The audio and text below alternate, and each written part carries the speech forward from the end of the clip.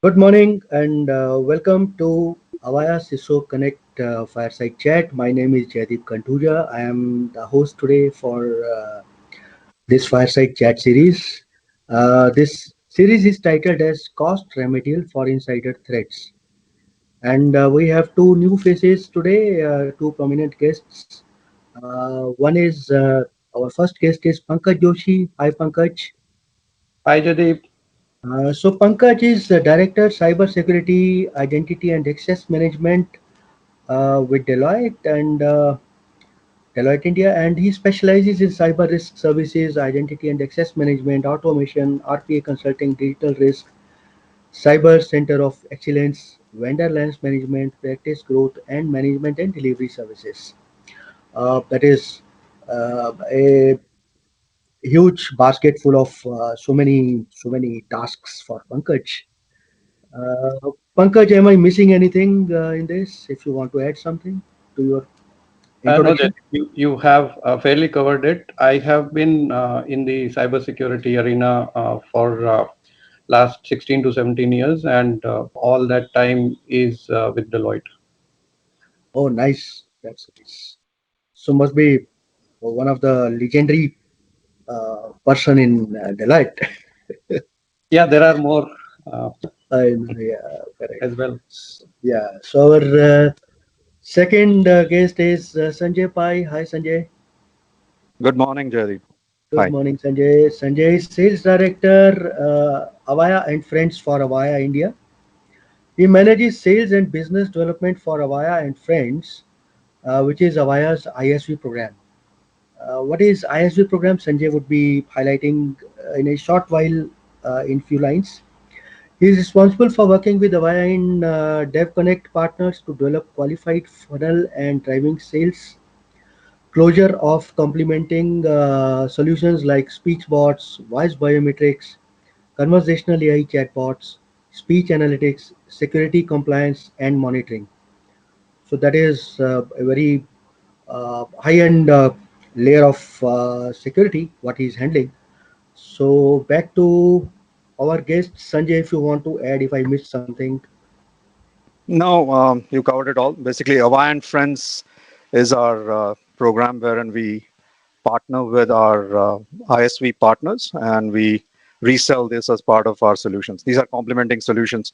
So, for example, Avaya does a lot of good work around contact centers, unified communications. But to add top of it, you have speech recognition, speech bots. That's where we have esteemed partners like Verint and Gyani and Nuance. So I'm part of the solution team that sells all this to the customers in India and SAARC. So just a small question to both the eminent CISO experts.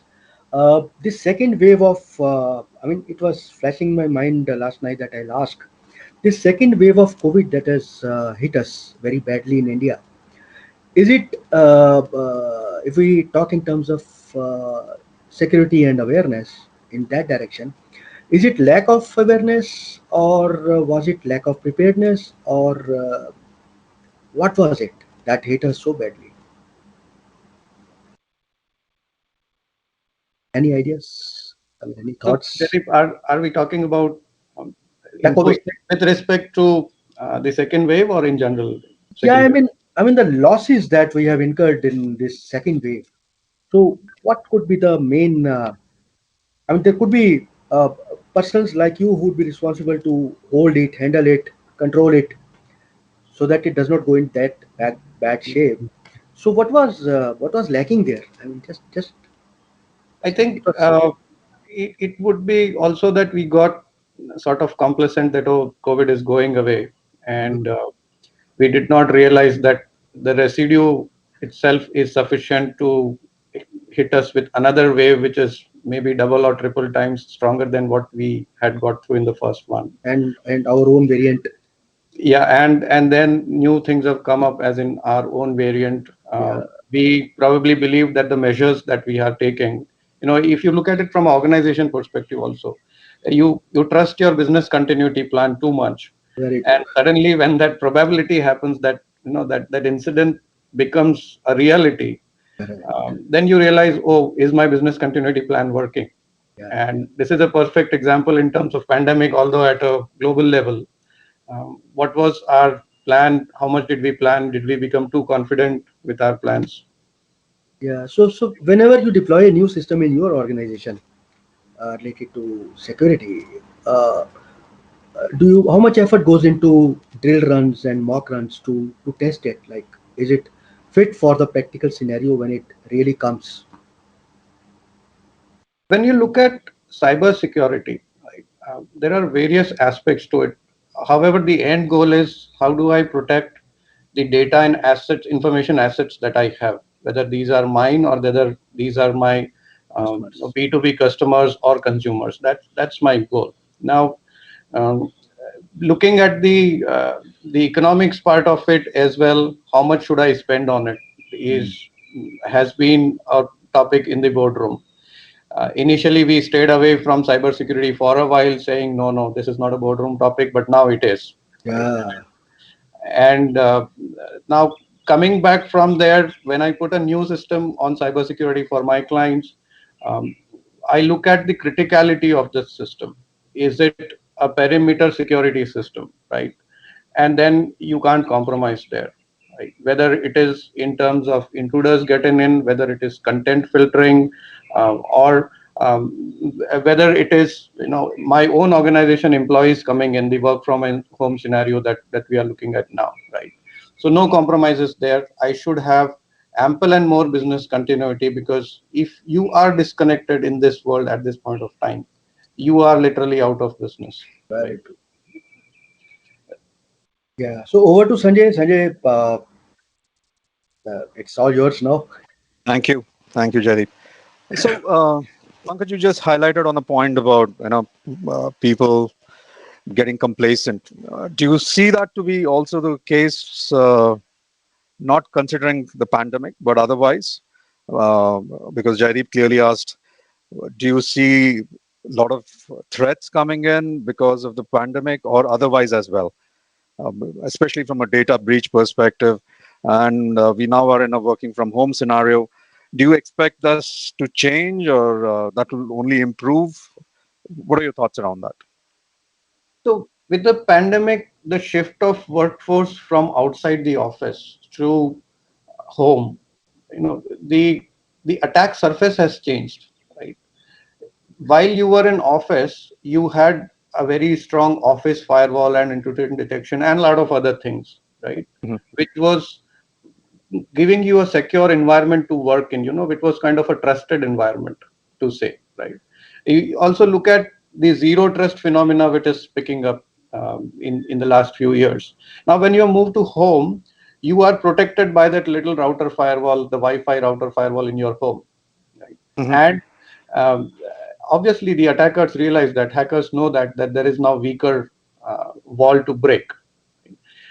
So the focus now for attackers has changed from those high-end firewalls of organizations, the enterprise firewalls, to the endpoint protection system that lies on the laptop of your organization, which has been issued to you.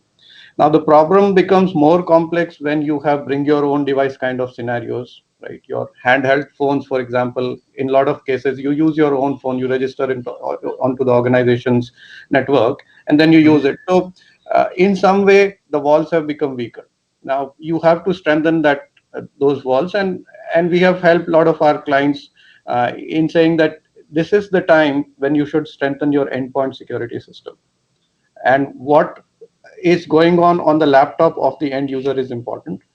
You need to figure out what content is being moved out, what content is coming from a content security perspective, who is logging in, logging out, and then the piece, Sanjay, that you touched initially on AI ML, right? That Mhm. perfectly plays a role here, because here agility is important, the agility of your response.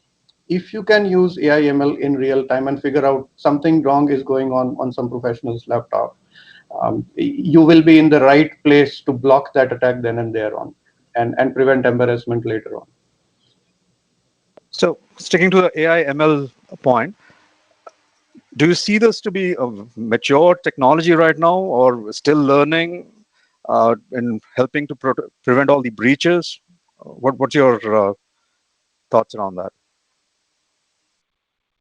AI ML itself, when you put in an organization, there is a learning phase to it, right? Because Okay. each organization has its own um, DNA of customers, own DNA of employees, the ways you work, your working hours, the kind of data that you handle, right? So the initial learning phase, the rule sets that you put in for the machine to learn and respond back, that is one aspect of any AI/ML system. Now, in terms of adoption of AI/ML systems, it certainly has picked up a lot after the pandemic has set in, because of the fact that now the amount of data that we are generating is more, right? Hmm. The amount of digital that has come in, not just from the perspective that we have gone home, but you look at the fact that people have moved to tier two cities, right? Where your shopping patterns have changed. Now there is more e-retail and more data going on to other cities where you do not have awareness about cyber security. So from an enterprise perspective, again, the same handheld phone is being ordered to being used to order something online, and the same phone is being used to check your emails, right? So AI ML certainly will help you. The adoption must increase, is increasing, but there is still a long way to go, because there is a factor of cost. Can the organization afford it? At the SME level, at the larger enterprise level, while affordability is not a question, implementation is a question, because it takes time to implement these systems. You certainly cannot turn on the switch and everything is hunky dory.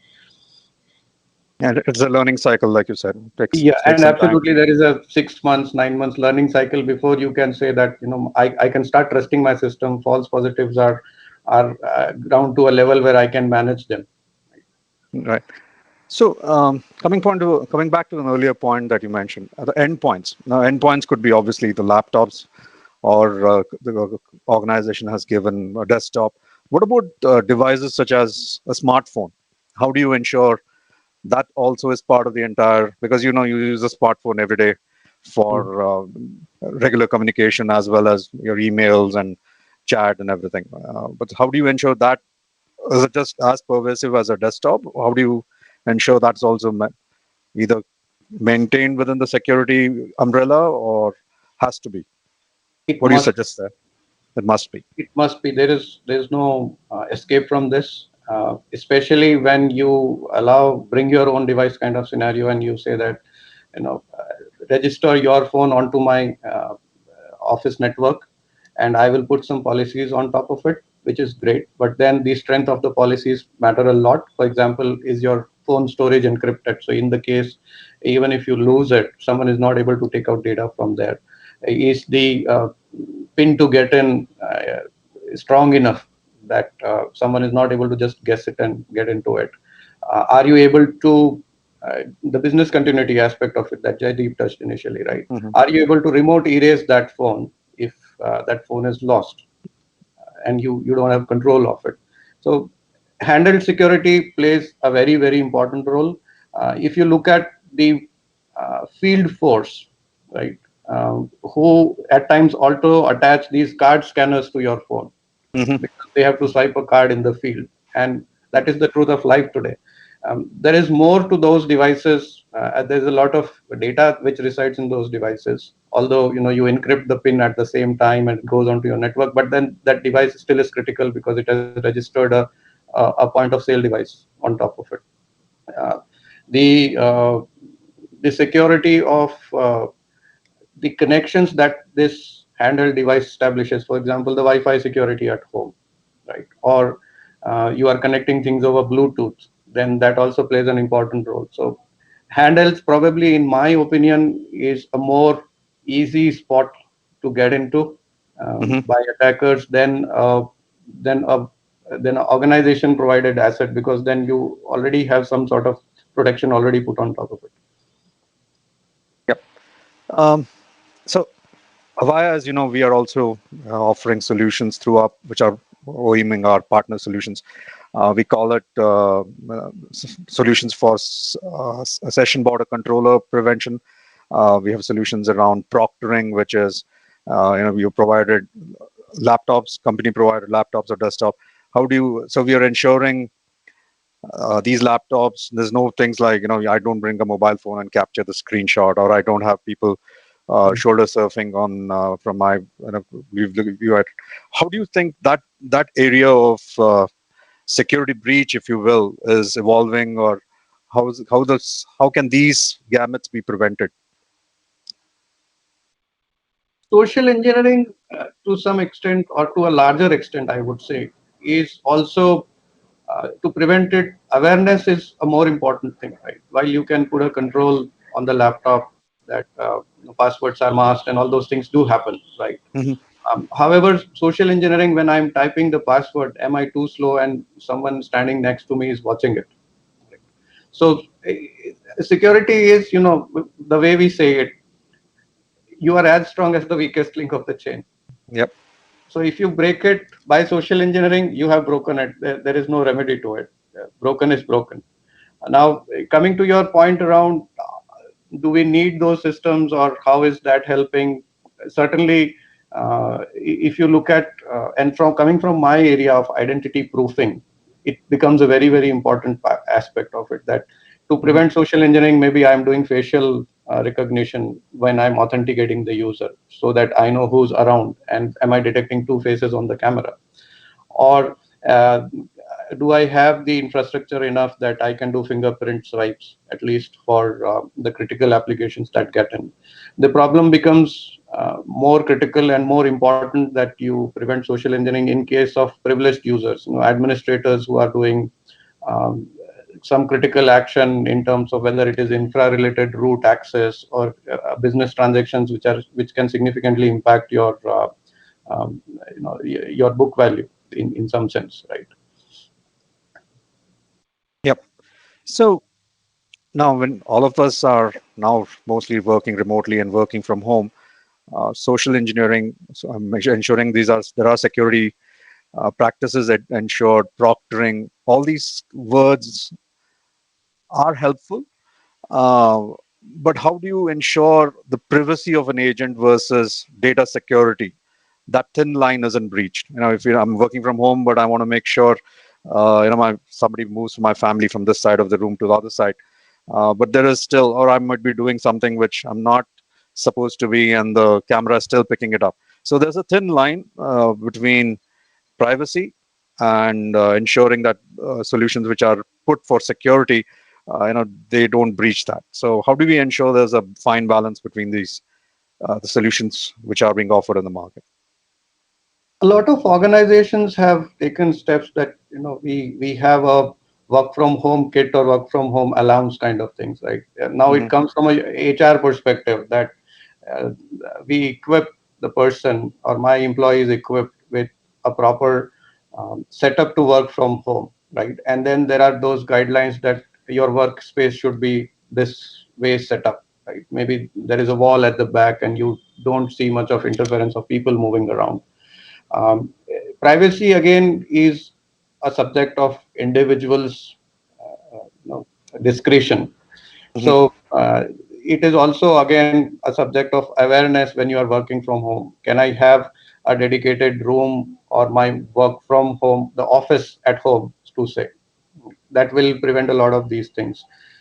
Ultimately, even if when you are in office, there could have been people moving at back of you. Now the question is, are you concerned about privacy at that point of time as well? So what did we do in office? The same thing can be replicated here as well. In terms of the technologies that we use, yes, of course, if you are doing something sensitive and critical, the technology will be able to figure out someone passed at the back, right? And why was that person at the back? Example could be, um, not just from an enterprise perspective. Let's say you are conducting an online exam for Hmm. ITJ, while it is not online at this point of time, but very critical that you have the uh, participant focus on the keyboard and the screen and not look around at another screen which is open in parallel. Hmm. So the point that you brought around proctoring really plays an important role there. All A lot of schools are running online classes, right? So and there are those funny situations which where come in where moms are feeding the kids, whether the child is Exactly. focusing on the screen or whether the child is focusing on the food, right? So certainly, it helps with the technology helps, but again, the adoption of technology is the question. Are we smart enough how much adoption happens. Again, in cybersecurity, nothing is foolproof, right? There is only a mitigation that you can put in place, a control can be put in place, and then you see is it mitigating the risk to an acceptable level. So, coming to a question that came up earlier was you said data security has to be prioritized. Do you see that if you don't do it, or do you have any examples where if you haven't done it, or people have been a little callous or unprepared for it, there was a breach in the data security parameters? Has it impacted the brand value? How much of it is how much of it has impacted in terms of the breach and brand value recognition, or any particular examples that come to your mind? I won't quote any specific names here, but Hmm. I think there is a lot that has happened in banking space in our country itself where data breach happened. There is a lot that happened in e-delivery, especially the food services scenario where data breach happened, and there is impact to the brand. I think how you recover from it, your business continuity plan is very, very important there. Um, why did the data breach happen? And studies say that 80-90% of the time the data breach happened because someone was able to get into your network through a easy credential. The identity was lost in some sense, right? So your access control systems or your identity management systems have to be strong. That is one aspect of it when someone gets into it. The second aspect of it is, are you protecting the data enough? Is there enough, confidentiality control that you have classified the data and which level of data is available to which user? Are you able to do that efficiently? And finally, when the data is getting accessed, do you have that AIML system in place which can readily tell you that this data was accessed by someone who did not, or the person is trying to download an entire credit card data set available in Hmm. my organization? So, how much data is getting accessed? Who is accessing it? Everything plays a very important role, and brand value certainly gets impacted. There is no question about it. When you are in newspapers, when you are on television, that data has been breached, it does impact the brand value. Right. So you said data security as such is not foolproof, but there are ways you can ensure you mitigate the risk. What other things can be done apart from mitigating risk and the few things that you just mentioned? Is there anything that can make it foolproof? Is there any ways to do it? Or what is your advice to organizations, especially the large ones, which have got hundreds of people working from home now, Mhm. and there is always a chance that it could be a authentic user or somebody who's masking up as an authentic user. How do you ensure that it's not foolproof but still is? Right. So audit plays a very important role, and I'm not talking of the traditional audit we do every quarter, Hmm. but something that is real time in place, right? And uh, we go back again to the topic of real time monitoring of systems. Hmm. When someone logged in, was it the right time of the day? Is the person supposed to work during that time, right? So your system smart enough to be able to capture that. Um, how much, what, who is accessing what at which point of time? So that is one simple policy. However, if you look at the next level to it, can I attach some sort of threat intelligence to the audit that I am doing? Right, Hmm. your geo intelligence or the way Location data based. work, yeah, location based, or the way data is being accessed, the sequence of events that you perform, Hmm. right? And while you focus on one session, you also may have to pay attention that someone logged out of this session and from the same IP address logged back in with another ID, right? Hmm. Maybe a password was stolen, and then now a transaction which was put there is being validated to transfer some money. So your system has to be smart enough to look at all these permutation combinations to be able to minimize that data loss. Foolproof, uh, yes, you can, but again, it's a question of how much money do you want to put in, right? You can put Yeah. extreme amount of controls on top of it. It will become difficult for your users to work on, and the amount of protection that you would get relatively would be lesser. So you can go to 99% protection, but that last 1% will cost you a lot. Based on what you've said, make sure you are foolproof, or at least try to be as much as possible foolproof. Put the controls in place, 1 2 3, we have a checklist. Spend some money if you can, and obviously it's great talking to you, Pankaj, and a lot of insights. Thank you for your time. I'll hand it over back to Jaideep. Thank you, Thank you. Sanjay. Yeah, Thank you. thank you so much, both of you, for such an insightful discussion. Uh, 2 3 points from my side to conclude it. Google says 50% of its staff will work from home for the next 5 years. So probably they will have to build the same kind of strong endpoint mechanism at those homes. Then, as far as security is concerned and implementing strong solutions is concerned, and user awareness is very important in enterprises, especially when we talk of mobile devices where they do both kind of work, the official also and the personal also. Uh, and third point is AI ML in the initial years is just an investment, and it is an exponential mechanism with time and data on two of its dimensions, and it builds stronger over a period of years when some time is spent and some substantial data is built. So that's from my side. Any thoughts on this, or shall we close it? Absolutely, Jaideep. You have summed it really well, that security is not just one person's problem, right? It is everyone coming together to be able to secure what you are trying to secure. Otherwise, one leak somewhere or one weak link somewhere can be as disastrous as whether you lose the strongest of the control or the least of the controls. Very true. Yeah, perfect. Thank you, Pankaj. Thank you, All Jaideep. right, Pankaj, thank you Pleasure so talking much to you all. for coming, and hope to see you again sometime. Sure. Thank you. Yeah. Sure. Bye bye. Bye. Thanks, Bye. Sanjay. Bye bye. Thanks, Jaideep. Thank Have you. a good time, Thank man. you. Bye bye. Take care. Bye.